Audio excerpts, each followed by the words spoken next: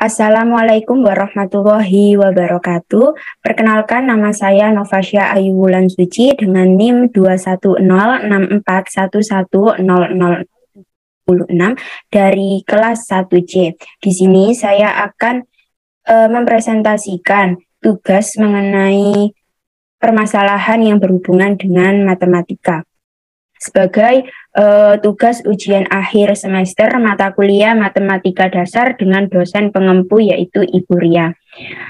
Permasalahan yang saya angkat adalah elastisitas pegas. Nah, elastisitas merupakan kemampuan benda untuk berubah ke bentuk yang lain saat terdapat gaya yang bekerja dan akan kembali ke bentuk semula setelah gaya yang bekerja pada benda dihilangkan. Kemudian permasalahan yang saya angkat ini yaitu suatu benda yang memiliki beban bervariasi yaitu 50 gram, 100 gram, 50 gram, 200 gram, 250 gram, dan 300 gram digantungkan pada sebuah pegas. Nah, panjang pegas sendiri sebelum digantungi oleh beban itu 48 cm. Kemudian setelah digantungi beban, pegas mengalami pertambahan panjang dengan urutan sebesar 0,09 meter saat pegas digantungi beban sebesar 50 gram, 0,17 meter saat digantungi beban seberat 100 gram, 0,25 meter saat digantung 150 gram, 0,33 meter saat pegas digantungi beban 200 gram, kemudian 0,41 meter saat pegas digantungi beban 250 gram, dan yang terakhir adalah 0,49 meter saat pegas digantungi 300 gram. Kemudian jika diketahui nilai gravitasi yaitu 9,8 meter per detik kuadrat, maka bagaimana sih tentukanlah hubungan gaya dan juga pertambahan panjang pegas yang terjadi, itu bagaimana hubungannya. Nah, ini saya sudah punya tabel data yang diketahui dari permasalahan, ada massa 50 gram, 100 gram, 150 gram, 200 gram, 250 gram, dan 300 gram. Kemudian ditanyakan hubungan mengenai gaya dan juga pertambahan panjangnya. Gaya dapat didapatkan dari hasil massa yang telah diubah ke kilogram dan dikalikan dengan besar gravitasi.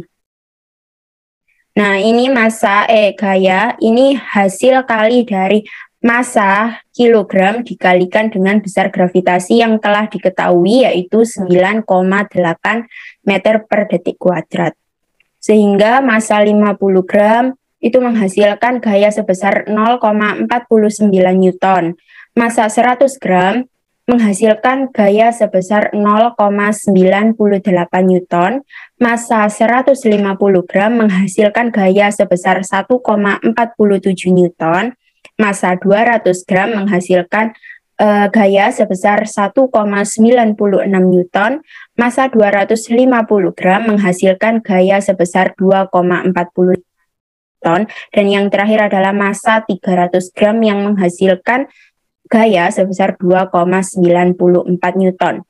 Kemudian untuk delta X adalah pertambahan panjang pada pegas setelah pegas tersebut digantungi oleh beban, oleh masing-masing beban yang berbeda dan menghasilkan 50 gram beban itu menghasilkan 0,09 meter. Kemudian jika 100 gram itu menghasilkan 0,17 meter. Jika 150 menghasilkan 0,25 meter. Jika bebannya 200 gram maka menghasilkan pertambahan panjang sebesar 0,33 meter, kemudian 250 gram menghasilkan pertambahan panjang 0,41 meter, dan yang terakhir adalah 300 gram, kan pertambahan panjang pegas 0,49. Lalu bagaimana hubungan antara gaya dan juga pertambahan panjang pada elastisitas pegas dan dapat dilihat pada grafik berikut. Nah, ini adalah grafik antara gaya dengan pertambahan panjang pegas. Sumbu X dalam grafik menyatakan pertambahan panjang yang terjadi pada pegas setiap digantungkan massa beban. Jadi sumbu X-nya ini adalah delta X yang memiliki satuan meter. Kemudian sumbu Y pada grafik menyatakan gaya dari masing-masing yang telah dihitung sebelumnya.